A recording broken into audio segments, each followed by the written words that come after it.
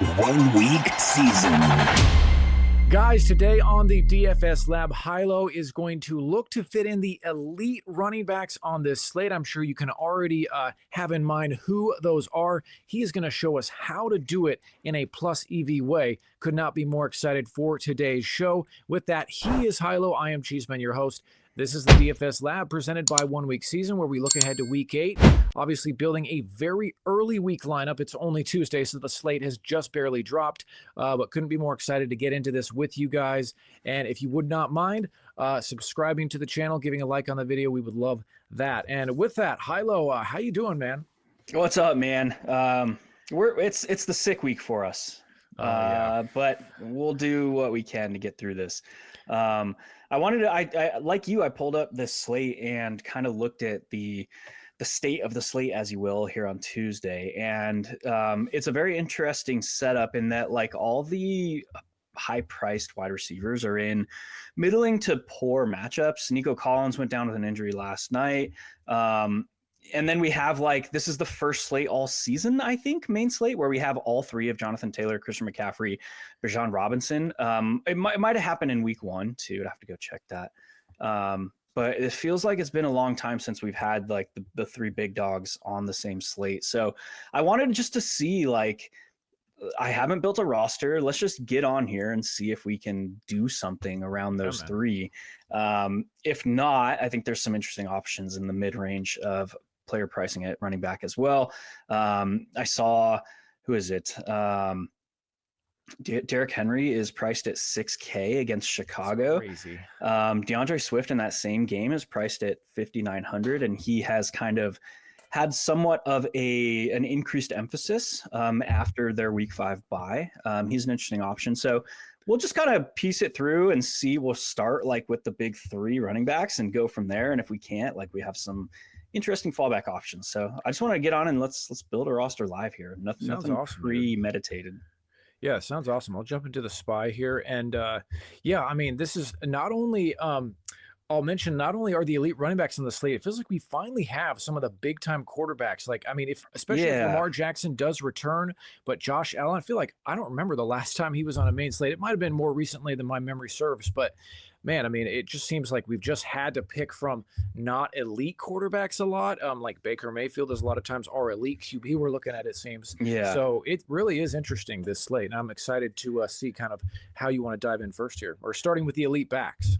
Yeah, so on the quarterback discussion, like, Jaden Daniels is still not on the slate. We're still missing, like, Joe Burrow. But I mean, hopefully Lamar Jackson, he did not practice yesterday, but it was a walkthrough / they did not hold practice. So I don't know really what to expect out of Lamar Jackson's status this week. We could see it go either way, but it is still, like, Josh Allen's on the slate playing a Panthers team that should be more competitive. They have their own injury issues at quarterback. It looks like Bryce Young picked up an injury that is going to hold him out this week. Michael Penix picked up an injury. Brock Purdy, is he going to come back? So it's just a very interesting slate to piece through. But yeah, like, kind of what we teased, let's just throw in, like, Jonathan Taylor, Christian McCaffrey, and Bijan Robinson and see what we can do here. Okay. Oh, yeah. I'm going to throw the other one in the flex, of course. Yeah. So right now, yeah, man, I mean, these quarterback salaries, they're getting so high. This reminds me of, like, back when, like, kind of like the prime of, like, Todd Gurley and Le'Veon Bell, some of those guys. Yeah, dude, this is like full on Lev Bell, David Johnson territory. I guess not yet. We said coming into the season that, like, Jonathan Taylor, Bijan Robinson, Christian McCaffrey, these 3 were extremely underpriced. I mean, they were priced in, like, the low to mid 7s for most of the first 4 weeks of the season. We've seen Jonathan Taylor steadily increase his price. We've seen Christian McCaffrey. Now, Bijan is the most interesting one of these 3 in that his workload is not comparable to the other 2. He's not like Jahmyr Gibbs, where, like, last night he saw 20 running back opportunities, but the backfield saw, like, 36. So we don't expect him to see a similar or a comparable workload to Jonathan Taylor in a positive game environment, to Christian McCaffrey with all of the pass game usage that he's seeing, just such a massive piece of this offense. And in week 7, honestly, it was the first time Christian McCaffrey, I thought he looked, well, I should say it like this. Week 7 was the first time this 49ers offense looked like 2023. Yes. Obviously last season we saw all the injuries. Christian McCaffrey played 2.5 games. They had numerous injuries throughout the season. Last week was the first time all year where they have played more than a quarter with both their primary fullback and their primary tight end with Kyle Juszczyk and George Kittle on the field together. So it was the first game really all season where this team looked like the 49ers. And up until last week, like Christian McCaffrey had been struggling on the ground. And we get the re-injection of George Kittle, which did wonders to how this offense could structurally function. So difficult matchup against Houston. It might not matter. But it's all that to say, like, these three, I think, deserve, plus Jahmyr Gibbs, again, like ranking them on like who they are as running backs or how they fit into their teams. It's like Jonathan Taylor and Christian McCaffrey are just such massive portions of their respective offensive game plans. Bijan Robinson too, he's seeing such an elite like per snap to touch ratio where it's like this offense is clearly built around him. They just so happen to have like Tyler Algier on hand to lessen the workload if they need to. And we've kind of seen that play out this season. And then you get like Jahmyr Gibbs, who will throw into this conversation of like the truly elite backs. And we've seen what he can do. We saw it last night, like put up 218 yards from scrimmage. That was insane. That was the most since Calvin Johnson, Megatron, put up over 300, like 362, I think, in 2013. So I was waiting for him to get the 100-yard bonus for both. Did he? I don't think he ended up getting like the 100 yards receiving, but he went like 3 for 80 something. Yeah, that's right. And it was only on 3 targets. It was just hyper efficient. But that's kind of just who Jahmyr Gibbs is. Also within that discussion, like David Montgomery really didn't become a massive piece of that offense. He didn't really start rotating in earnest until the second half. Just something to keep an eye on moving forward, I think. Exactly. I was actually thinking that. It's like, okay, is this like, because you guys were talking about like at the beginning of the year a little bit, is Gibbs going to start to get a larger share of the pie in terms of usage, and didn't really see it so far. Maybe now it's going to happen. I mean, who knows? Yeah, still a lot of football yet to be played. And also an interesting aspect of this week, just based on like where we are in the season. Entering week 8, like we have established trends. I would caution against like using those as gospel, because as we've seen with certain teams, namely like the Eagles is a good example, like teams are still working through stuff. They're still trying to figure out who they are from an identity perspective. I was on the wrong side of that equation last week. I was heavy Saquon Barkley, put up like sub 5 fantasy points. I put up 198 points on a 555 milli team last week with Saquon Barkley. I was just like, good God, man, come on. Oh my word, dude. Yeah. So, and that was without the pass catchers of the Eagles as well. What was that build? I mean, that is crazy. 198 and with Saquon. It was a Bo Nix double with Sutton and Marvin Mims. I love that. Had Jonathan Taylor and had all the Browns pieces defense. No, I had the Patriots defense on that team. So there were like 3 defenses. Still very good, yeah. Yeah, there were like 3 defenses that put up GPP worthy usable scores last week. The Browns, the Patriots, the Bears were on their way to doing so, and then they just kind of started playing prevent and allowed points to the Saints. But it was a fun week, and now we look forward to week 8, and it's like we have the trends. We don't want to like completely neglect the film just yet, and I don't think we ever want to do that. That's something we do very well at OWS, is kind of merge the two. We utilize the advanced metrics, the data analytics. We want to understand like who these teams are and how they're approaching trying to win games. A team like the Eagles, they're still working through that. Like they have a lot to work through. Makes sense. They have a new offensive coordinator. They're still trying to work through some things. You have teams like the Saints, where they kind of have the identity piece already. It hasn't necessarily like led to offensive production, but I would argue like the Browns, the Saints, these are 2 good examples. their offenses are functioning like they want to be. Like, the production hasn't necessarily been there. Like, Dylan Gabriel's still entering his, fourth week as a starter. Doesn't have a ton of experience. Spencer Rattler doesn't have a ton of experience under center, but like, those offenses, they have an identity. They are playing the football, and I would argue Dylan Gabriel and Spencer Rattler are allowing those offenses to function as they want to be. Yeah. Similar story, like on the higher end of production, like the Colts. The Colts have a true identity at this point in the season, and they are executing that identity. They want to be very methodical. They want to mix in downfield passing off of play action. So like, those teams like that, just some examples, they have the established clear identity. I would argue teams like the Bills are kind of somewhere in the middle there. Like, we've seen ebbing and flowing. We've seen them absolutely dominate teams and games, and we've seen them kind of underperform against teams that we thought they should have beaten. So like, they're still working to find their identity. So all of that discussion is to say, like, we're in week 8. I think the field is going to have an extreme emphasis on like the underlying analytics, the advanced metrics, the data. Whereas we kind of still have to keep this in the back of our mind as we move forward here in the season, that like, there are still some teams that are working to really, really find out who they want to be. And then we have teams that, like, the other side of that discussion is we have teams like the Buccaneers, just like, or the Ravens or the Bengals, where it's just like injuries have completely derailed everything. And they're just like, we don't really have it, and we don't really have an identity. The Dolphins, like, they don't have an identity.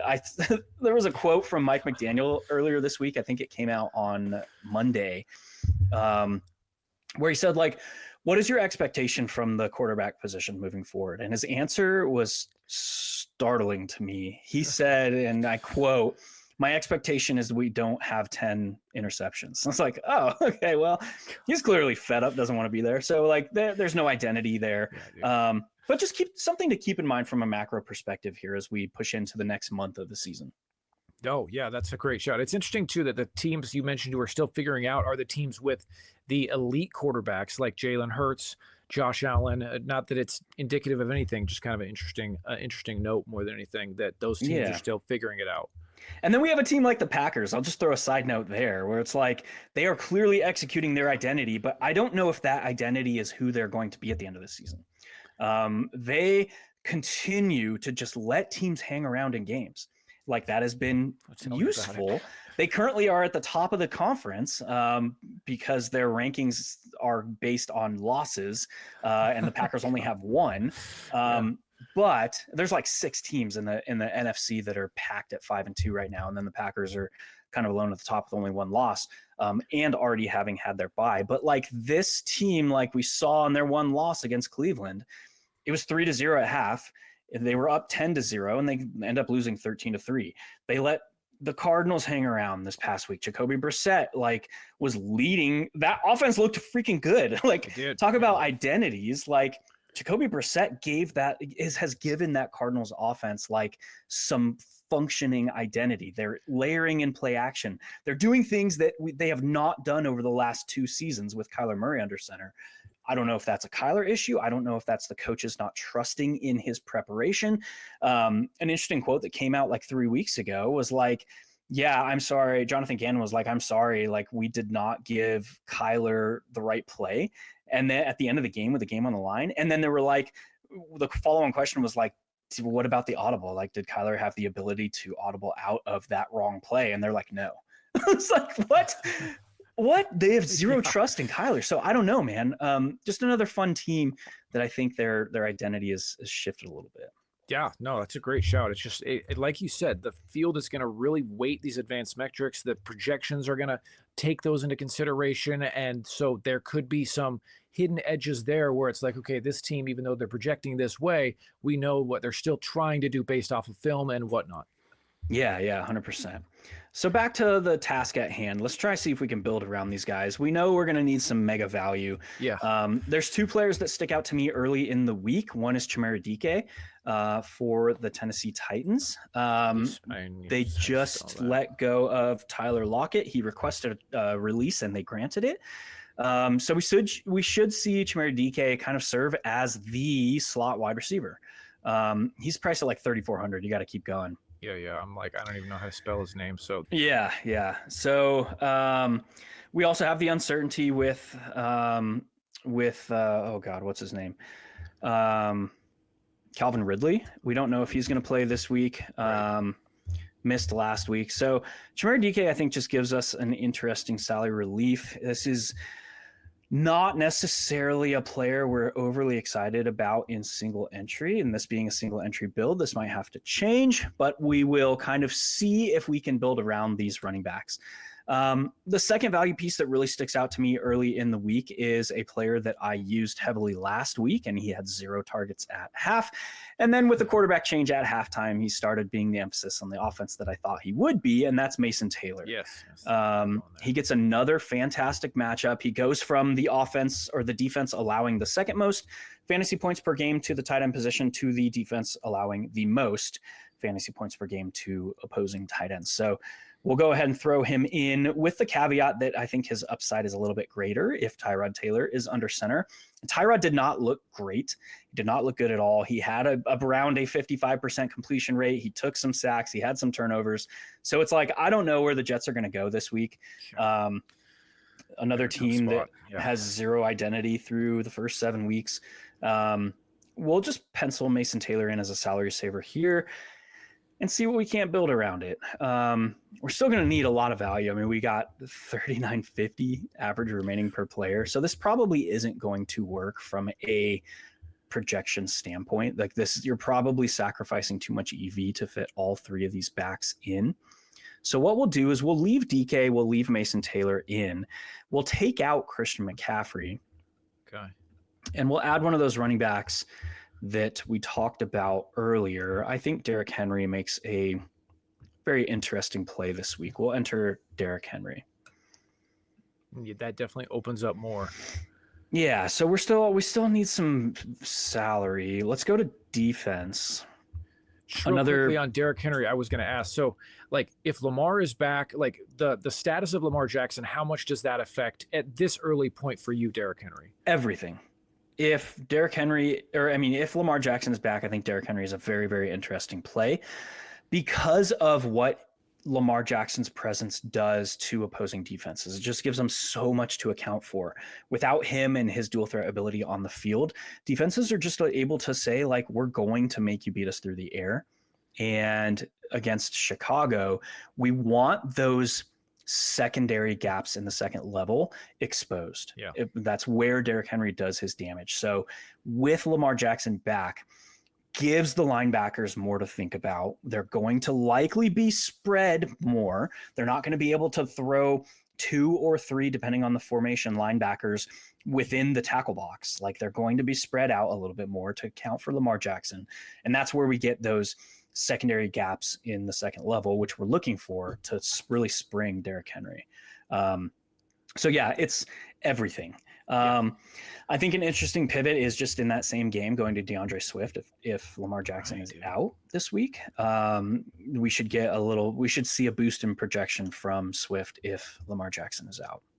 Yeah, and again, I got to ask you on Swift too, because I'm truly curious. Is something changed for his role now that they've been off the bye? Because, we kind of have not completely left him for dead, but just figured, okay, he just is kind of a mid player at this point, but he's been pretty good the last couple weeks.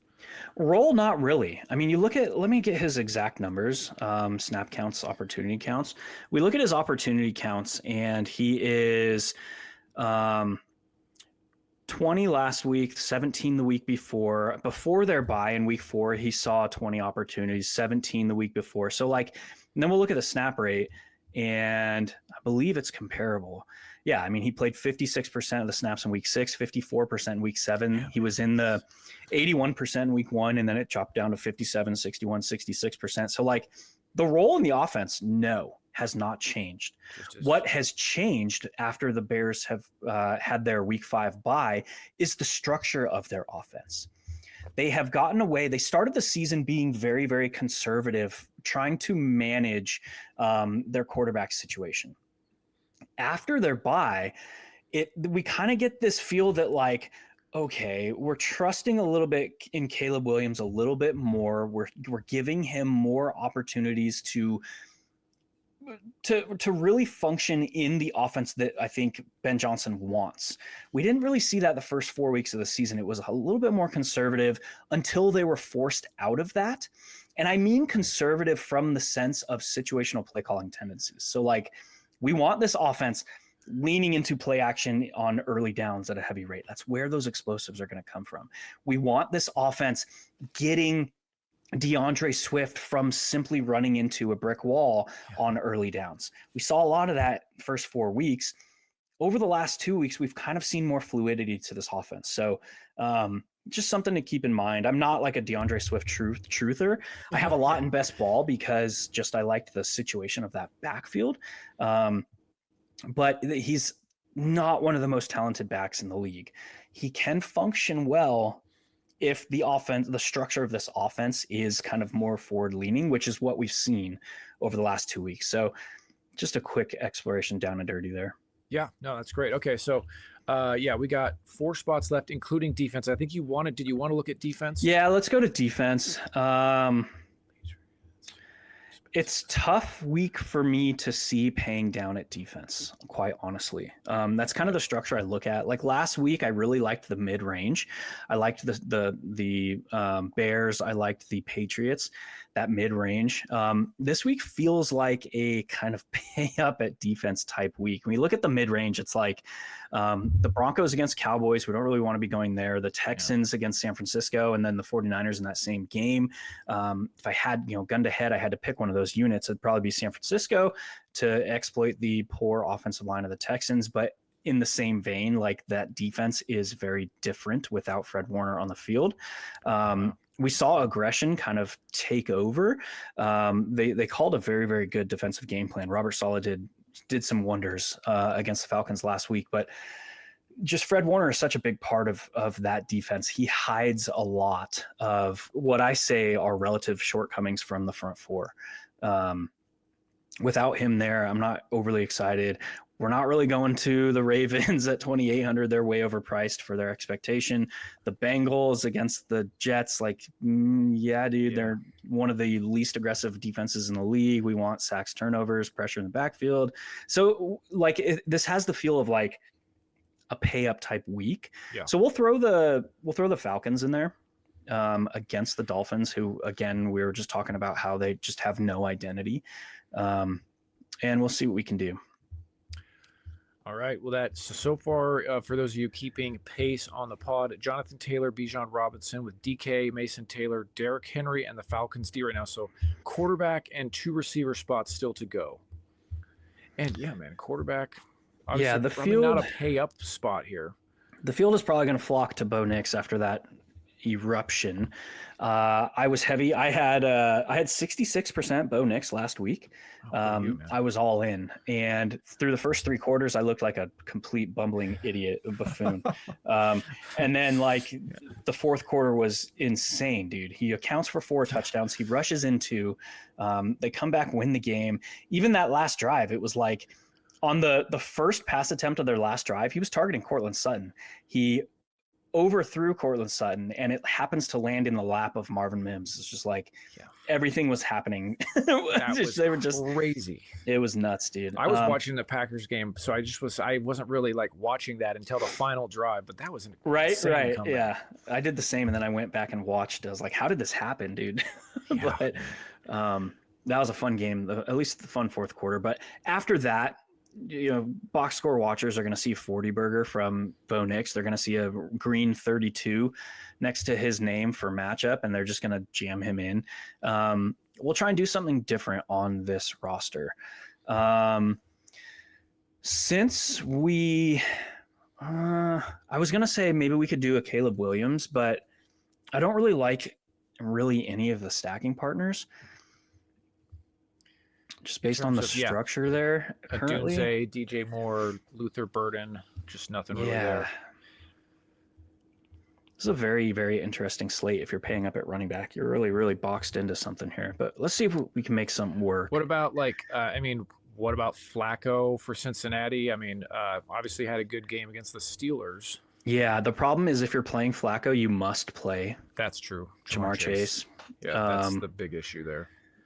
Yeah, it's unlikely within the structure of that offense that T. Higgins is racking up massive yardage unless he sees like an outlier, like 14, 15 target game. And that's just unlikely in the spot. So we don't have the salary to do that even. Dude, yeah, Chases. Yeah, we could ride the dart roller coaster. I mean, if you want to live on the edge, I don't mind it. I mean, dude, it's like you don't want to believe. Like I don't want to believe he's for real, even though I believe on the road at Denver, like now, feel like Philly, it's gonna they're gonna have revenge on their minds, and they're gonna, I don't know, teach the rookie a lesson or something like that. Yeah, but I still think that he's done nothing but prove it so far. Yeah, it's impossible not to root for this kid. Seriously. He's been doing some things, man. The only thing there is if we're thinking about a primary stack, we're boxed into Wan'Dale Robinson, and that's not a fun place to be. It's so I think, God, dude, we could play we already have Mason Taylor. We could play the Jets game, but it's God, dude, do we really want to go there? I think Tyrod Taylor. Well, if we build around Justin Fields, you have the option to flex out because he's the most expensive or the more expensive of the two. Yeah. You know what, dude? Let's see if this works. Throw Spencer Rattler. Okay. And then let's see if we can make the double work against. Oh my God, we have just enough. That's where it is. We'll go Spencer Rattler double with Olave and Shaheed. No way. It's almost like it was meant to be. Yeah, that's a fun one. They're back home. They've averaged less than 15 points per game on the road. It's not much better at home, but we know that their explosives are a little bit more likely at home. The only thing that I like less about this matchup, and I've played Spencer Rattler this season. When I have, it's been against man-heavy opponents. So now with the Buccaneers, they're playing only 23.3% man this season. And that's only 13.3% cover one. So that's important because Spencer Rattler has actually been aggressive downfield against man coverage. So it's actually a worse matchup, structurally speaking, for Spencer Rattler here. But as we saw last night, I should say, Vita Vea is just a wrecking ball in the interior. So for the past 5-6 seasons since he's been there, it's teams are it's difficult to run on the Bucs. So why I like that game environment is the Buccaneers just dropped a very, very meaningful game where the winner probably would have had the inside track to the only bye week out of the NFC. They drop an emotional game. They lose Mike Evans. They should have some additional motivation coming off of that loss here, which should push the Saints. We know play volume isn't an issue for the Saints. We just want the downfield work, really. Yes, exactly. Yeah, I mean, given that we're fitting in the two top running backs and just Rattler, obviously it's a cheap stack, but it doesn't feel like a total prayer. We know he can produce, so I like it, dude.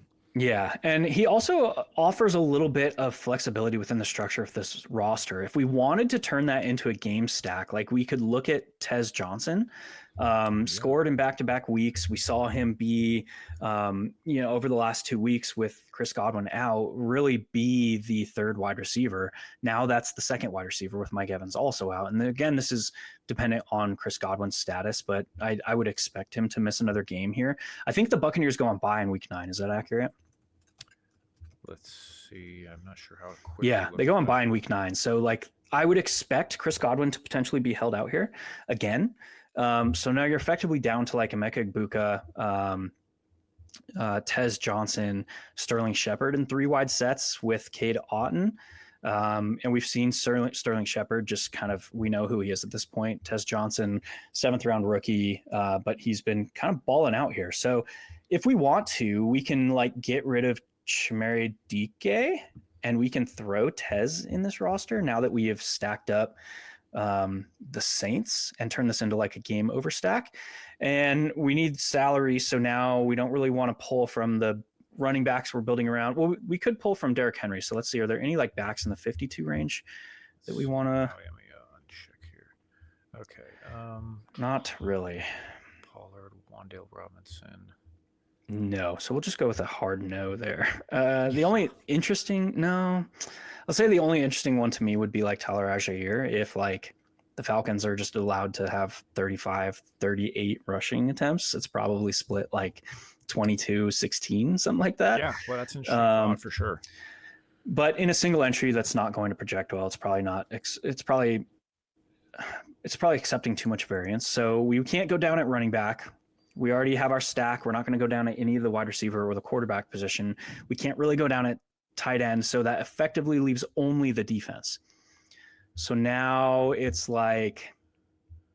So yeah, let me just put Henry back in for a second. Well, I mean, yeah, you said we could potentially pivot to Swift. So maybe if there's, that would make 100 difference in salary. That's only $100. That gets us from the Bengals to the Ravens at defense. Right. That's not really anything that's excited.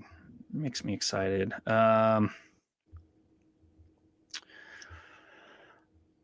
Let's do. We could go to the Browns without changing anything. The only other pivot I see is like if Lamar Jackson is out, we go Swift and then the Bears defense. So let's just do that. Okay. Yeah, I like that. Assuming that Lamar's out. The Ravens, they already have their bye? No.